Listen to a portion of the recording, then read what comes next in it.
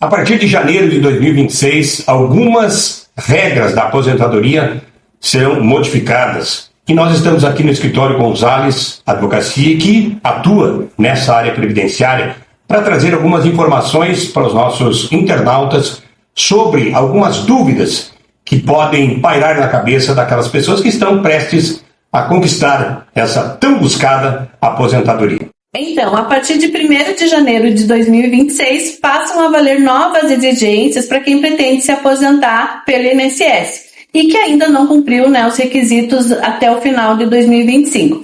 Essas mudanças, elas já partem do calendário aí previsto pela reforma da Previdência e elas afetam basicamente duas regras de transição, que é a regra da idade mínima progressiva e a regra dos pontos, tá? Exigidos aí para os trabalhadores da iniciativa privada, tá? A regra da idade mínima progressiva, ela sofre um ajuste de 6 meses na idade, tá? Para as mulheres, a idade mínima passa de 59 anos em 2025 para 59 anos e 6 meses em 2026, mantido aí o tempo de contribuição mínimo de 30 anos, tá? Já para os homens, a idade sobe de 64 anos para 64 anos e 6 meses, mais o tempo de contribuição de 35 anos, tá? Já na regra dos pontos, as mulheres, elas precisarão somar 93 pontos e os homens, então, 103 pontos. Claro que a regra do cálculo continua a mesma, que soma a idade atual da pessoa mais o tempo de contribuição nessa regra dos pontos, tá? Basicamente, essas duas regras de transição que mudam agora em 2026. Doutora Itamar, essas regras elas já eram previstas elas já tinham prazo para entrar em vigor a partir do ano que vem? Elas já eram conhecidas? Sim, essas regras elas já fazem parte do calendário da reforma da Previdência, que foi previsto lá na Emenda Constitucional 113 de 2019, tá? Então elas continuam avançando até atingir um patamar definitivo pela legislação, tá? A regra da idade mínima, ela avança até os 62 anos para mulher e até 65 para homens, né? Então elas continuam avançando. A mesma coisa acontece com a regra dos pontos, tá? A regra dos pontos continua aumentando ano a ano até chegar a uma pontuação final já estabelecida pela legislação.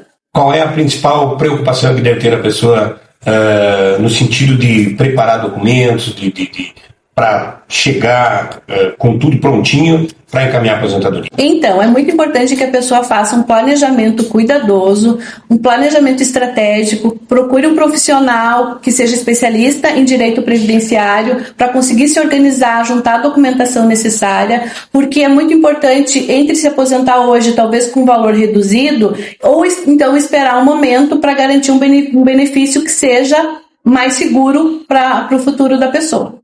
Andriele, o que não muda a partir de 2026 para a aposentadoria? A aposentadoria por idade continuam as mesmas regras, né? De idade, 65 anos para o homem e 62 anos para a mulher. O que não muda também são as regras dos pedágios de 50% e 100% da reforma da Previdência, né? No pedágio de 100%, então a pessoa precisa trabalhar o dobro de tempo que faltava em 2019 para poder completar o tempo mínimo de contribuição, que para o homem é 35 anos e para a mulher 30 anos.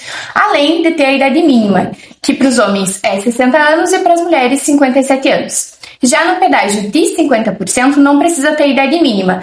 É preciso somente cumprir, então, mais metade do tempo de que faltava lá em 2019. Como a doutora Itamara falou, é bem importante, né, contatar com um especialista justamente para garantir uma aposentadoria no futuro. André, existe uma preocupação da pessoa que está buscando a aposentadoria, está se preparando para esse momento.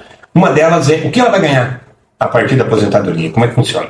Com certeza, o que mais chega para nós aqui é essa dúvida, né, relacionada ao valor do benefício, porque nem sempre a pessoa vai ganhar o que ela recebeu lá quando ela trabalhava de carteira assinada ou algo assim.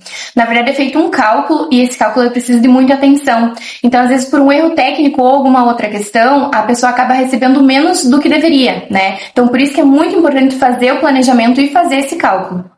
Tem algumas pessoas que dizem, mas eu vou contribuir mais para mim me aposentar com mais, isso também é possível? Na verdade é possível, mas tudo vai depender desse cálculo que é feito, né? Porque é feita uma média. E aí, desta média é que vai sair o valor do benefício. Doutor Itamar, a reforma da Previdência é de 2019. Existe alguma preocupação ainda hoje de pessoas referente à abrangência dessa lei, quem é que ela atinge, quem trabalhou até 2019, quem se aposentou, quem vai se aposentar? Ainda há esse temor? Sim, ainda há muito temor em relação à lei, né? Porque os requisitos mudaram, né? Mas não existe perder, né, a aposentadoria. A contribuição que a pessoa fez durante toda a vida não vai mudar. O direito adquirido a pessoa continua tendo, tá? Então isso não muda. O que muda são os requisitos, né, para receber então essa aposentadoria. Tá? Mas as mudanças atingem aqueles até 2019 ou anteriormente também. Sim, mas quem teve o direito adquirido até 2019 mantém o direito, ainda é válido. Isso, as normas referem para os que forem alcançar os requisitos a partir de 2019, tá?